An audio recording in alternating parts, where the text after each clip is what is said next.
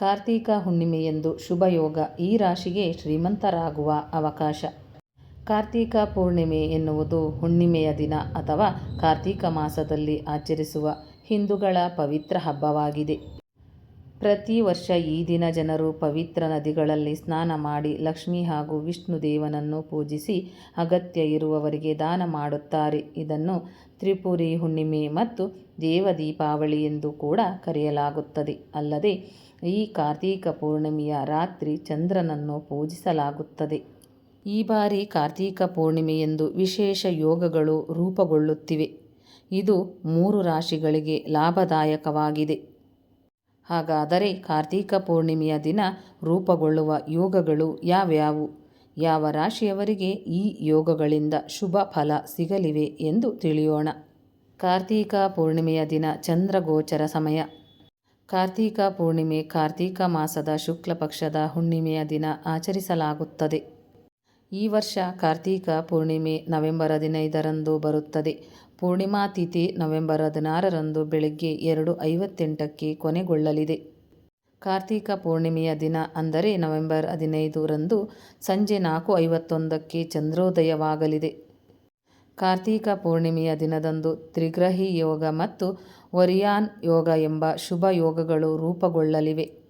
90 ವರ್ಷಗಳ ನಂತರ ವಿಶೇಷ ಯೋಗದ ರಚನೆಯಿಂದಾಗಿ 3 ರಾಶಿಚಕ್ರ ಚಿಹ್ನೆಗಳಿಗೆ ತಾಯಿ ಲಕ್ಷ್ಮಿ ಮತ್ತು ಭಗವಾನ್ ವಿಷ್ಣುವಿನ ವಿಶೇಷ ಆಶೀರ್ವಾದ ಲಭಿಸಲಿದೆ. ಈ ರಾಶಿಯ ಜನರು ಶೀಘ್ರದಲ್ಲೇ ಶ್ರೀಮಂತರಾಗಬಹುದು. ಹಾಗಾದರೆ ಆ ಅದೃಷ್ಟದ ರಾಶಿಗಳು ಯಾವ್ಯಾವು ಈಗ ತಿಳಿಯೋಣ. ಲಕ್ಷ್ಮಿ ಮತ್ತು ವಿಷ್ಣುವಿನ ನೆಚ್ಚಿನ ರಾಶಿಗಳು. ಮೇಷರಾಶಿ. ಕಾರ್ತೀಕ ಪೂರ್ಣಿಮೆಯಿಂದ ಮೇಷರಾಶಿಯವರಿಗೆ ಒಳ್ಳೆಯ ದಿನಗಳು ಪ್ರಾರಂಭವಾಗಲಿವೆ. ಲಕ್ಷ್ಮಿ ಮತ್ತು ವಿಷ್ಣು ದೇವರ ಆಶೀರ್ವಾದ ನಿಮ್ಮ ಮೇಲೆ ಇರಲಿದೆ.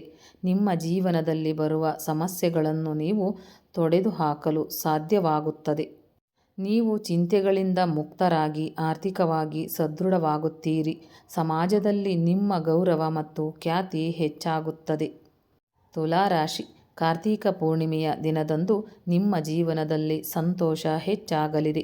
ಹೊಸ ಜೀವನ ಪ್ರಾರಂಭದೊಂದಿಗೆ ನೀವು ನಿಮ್ಮ ವೃತ್ತಿ ಜೀವನದಲ್ಲಿ ಯಶಸ್ವಿಯಾಗುತ್ತೀರಿ.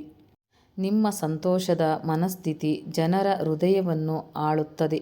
ಈ ಸಮಯದಲ್ಲಿ ನಿಮ್ಮ ಸಂಪತ್ತು ಹೆಚ್ಚಾಗಲಿದೆ. ತಾಯಿ ಲಕ್ಷ್ಮಿ ಮತ್ತು ಭಗವಾನ್ ವಿಷ್ಣು ನಿಮಗೆ ದಯೆ ತೋರಲಿದ್ದಾರೆ. ಮೀನರಾಶಿ. ಕಾರ್ತೀಕ ಪೂರ್ಣಿಮೆಯಂದು ಮೀನರಾಶಿಯವರಿಗೆ ಹೊಸದೇನೋ ಸಂಭವಿಸಲಿದೆ.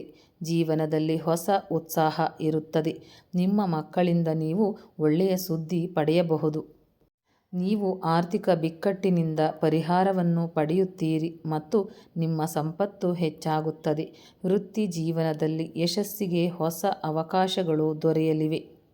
ಉದ್ಯೋಗಿಗಳಿಗೆ ಸಮಯ ಉತ್ತಮವಾಗಿರುತ್ತದೆ. ವ್ಯಾಪಾರಿಗಳಿಗೂ ಲಾಭವಾಗುವ ಸಾಧ್ಯತೆ ಇದೆ.